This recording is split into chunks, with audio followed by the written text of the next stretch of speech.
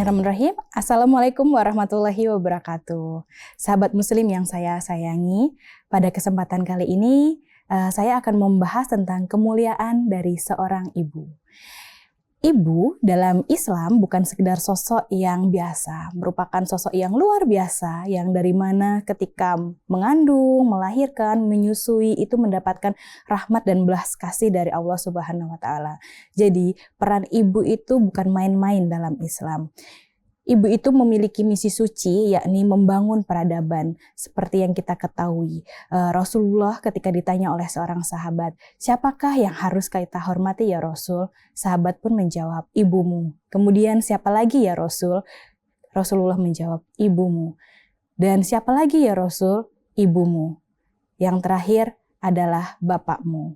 Itulah misi utama dari seorang ibu. Ibu adalah pendidik pertama, pembimbing yang diam namun kemuliaannya bisa membukakan jalan kita menuju surganya Allah. Rumah berdiri di atas ketenangannya dan doa-doanya sering sampai ke langit sebelum suaranya terdengar di bumi.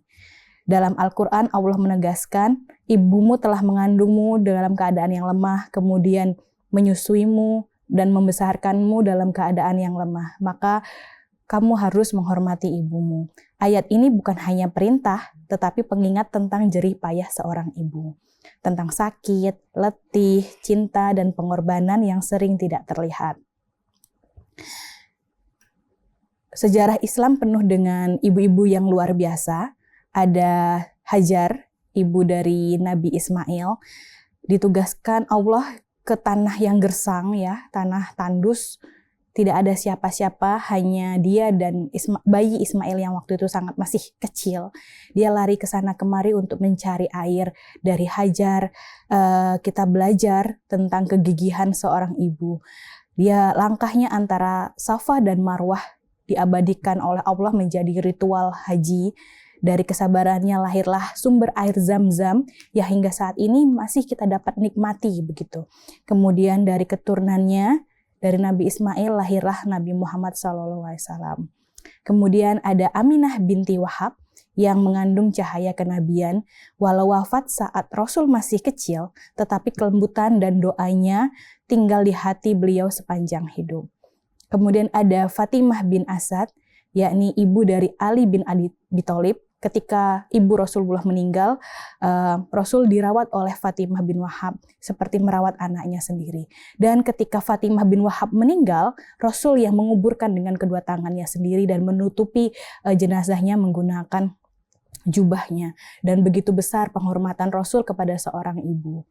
Kemudian kita melihat bagaimana ibu-ibu dari para ulama besar. Ada Imam Malik. Imam Malik yang ibunya meminta untuk pergilah ke Rabi'ah, belajarlah akhlaknya kemudian ilmunya. Dan dari situlah seorang ibu meminta kita untuk belajar akhlak terlebih dahulu, baru kita dapat belajar ilmu. Agar mengapa?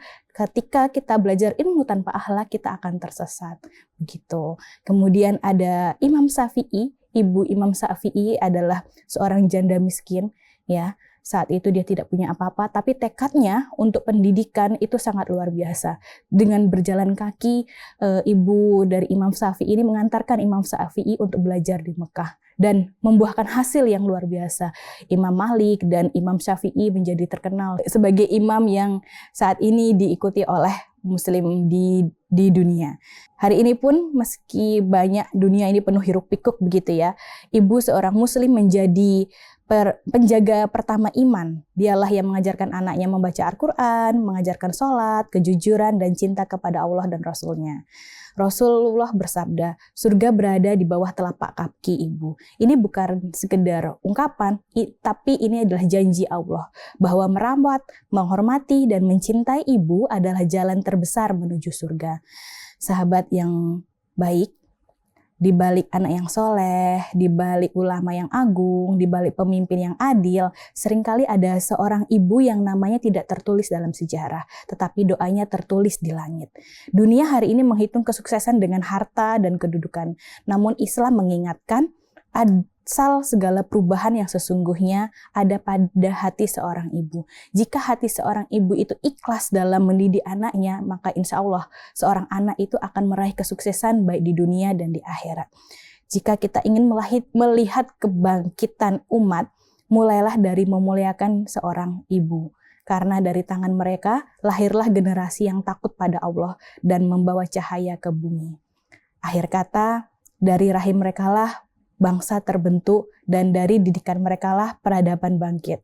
Semoga ibu kita selalu diberi kesehatan, diberi keberkahan dalam hidupnya, diampuni dosanya, dan dimasukkan ke surganya Allah. Amin ya robbal alamin. Akhir kata, wabillahi taufiq walhidayah. Wassalamualaikum warahmatullahi wabarakatuh.